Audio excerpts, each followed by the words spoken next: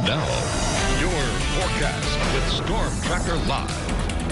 Well, to end the work week, it has been another beautiful afternoon. Almost not a cloud in the sky in our view from our Durden digital camera along Restaurant Row on the north side of the circle. And we did have some clouds roll through earlier today, but they have since moved off to the east and not produce any rain. And throughout tonight, we are going to have some very pleasant conditions for our football games. By the end of those games, likely around 57 degrees, and that temperature will continue to drop into the 40s once again for tomorrow morning. And then for the weekend football games Saturday night, it's going to be pretty pleasant as well for Auburn and for Alabama's games. And we are going to see, there's those clouds continuing to move off to the east, and that sunshine has moved in throughout the afternoon. You can see already out of the frame in Georgia, and no rain on the radar this afternoon, but 75 degrees is our current temperature here in Dothan. 74 for Ozark, 80 out in Andalusia, and these temperatures will continue to drop off, especially now that the sun is setting. But the weekend temperatures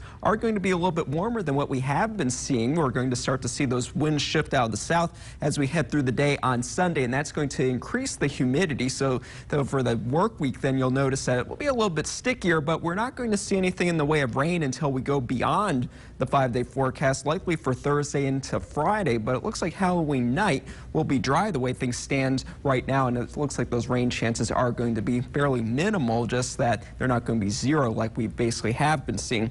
Across the southeast, temperatures are pretty uniform in the 70s, a little bit warmer down in the Florida Peninsula, but very warm temperatures making their way into the Great Plains. 85 degrees right now, Dodge City, Kansas. That's the air that's going to be gradually working in our direction on Sunday once this area of high pressure shifts off to our east. And until then, we're going to continue to see the northerly winds, but with that high in control, we're not going to see anything in the way of rainfall. Just as Futurecast depicts, that high is going to remain over us, and that's when those winds will start to shift out of the south on Sunday, mainly when it is off to our east, and that's when we'll see the higher humidity, but we are not going to see anything in the way of rainfall. Our air mass tracker indicates that that air is going to start to creep in a little bit closer to us. You can see the cooler air making its way back to the north, retreating northward, and this area of high pressure that's going to be causing this dome of warm air that's going to be settling in over us for the first part of the week. Tonight, we'll get down to 48 degrees. It's going to be a mainly clear night once again. That's why those temperatures will be able to drop